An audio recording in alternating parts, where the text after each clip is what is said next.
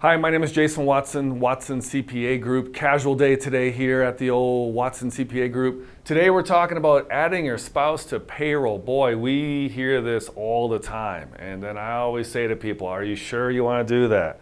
Don't you see yourself enough? Don't you see your spouse enough around the house? All kidding aside, it's a valid question. It's a question that comes up and there's a lot of confusion, so we want to run through it. Let's discuss the problems first with adding your spouse to payroll. And the biggest one is additional payroll tax, okay? Unemployment tax has to be paid on an individual basis. So if you're already on salary and doing that stuff with your S-Corp and you add on your spouse, now you're going to increase your unemployment taxes. You're also going to somewhat increase your Social Security and Medicare taxes. Typically, what we like to do is take, let's say, officer compensation as a whole pie. And let's say you're making a $100,000 salary. Maybe we would chop that up between you and your spouse, up 80-20, something like that. So you don't necessarily always get additional Social Security and Medicare taxes, but if you don't lower your salary commensurately to adding more salary for your spouse, then you will have additional Social Security and Medicare taxes.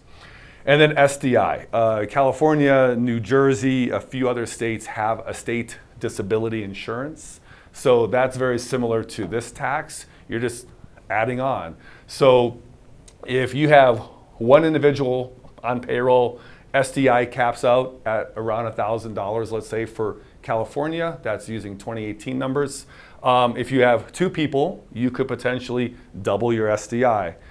So just be careful of that as well. So these are the problems with just instantly adding your spouse to payroll. Okay?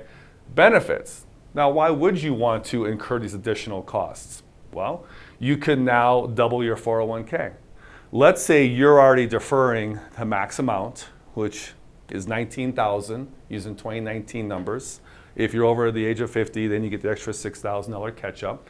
So if you have just bags of money laying around and you're not sure what to do with it all and you wanted to add some more to your 401k, adding your spouse to payroll and then having them also maximize their deferral would be a good reason to add your spouse to payroll. All right, how about business tax deductions? That's the fun stuff, right? Do you travel often, and does your spouse want to come with you?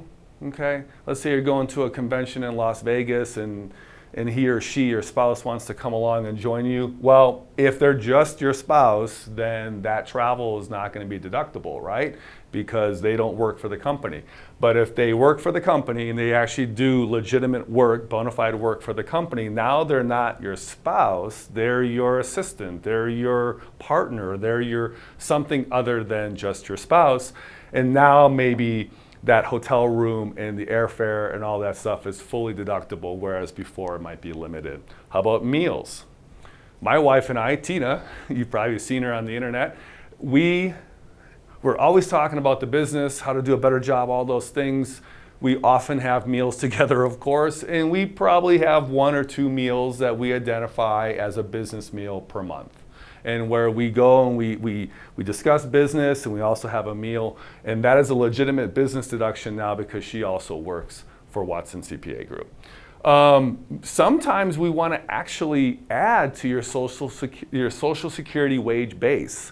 How Social Security works is they look at the last 30 years, they do it by quarter, they do all this calculation, et cetera, and maybe you do want to pad or add to your spouse's Social Security benefits by having them on salary, okay?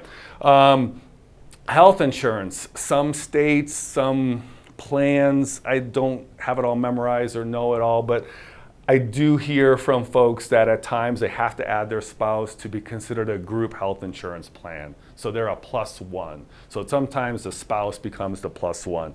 I've also seen it where your children has to be the +1, and folks will put their kids on payroll as well. We'll be discussing that in another video, so stay tuned for that. And then dependent care. There's times where you still want to have your children, let's say, in daycare or some sort of dependent care.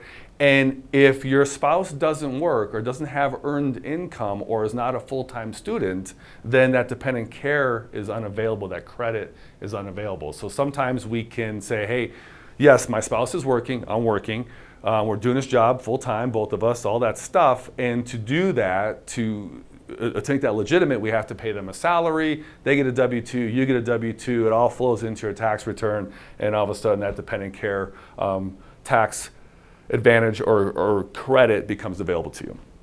Now, there's one thing that I didn't write on here, and sometimes we have to add the spouse just because that's what the spouse wants. I'm married, happily married. I'm also successfully married. I choose the battles to fight.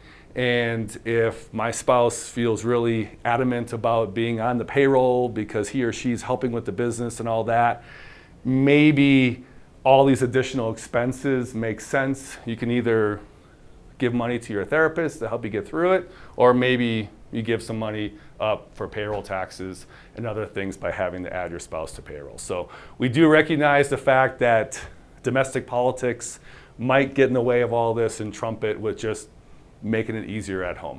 My name is Jason Watson, again, Watson CPA Group. Give us a call, send us an email, visit our website, wcjinc.com. We do discuss this in more detail, and we can help you out. Thank you.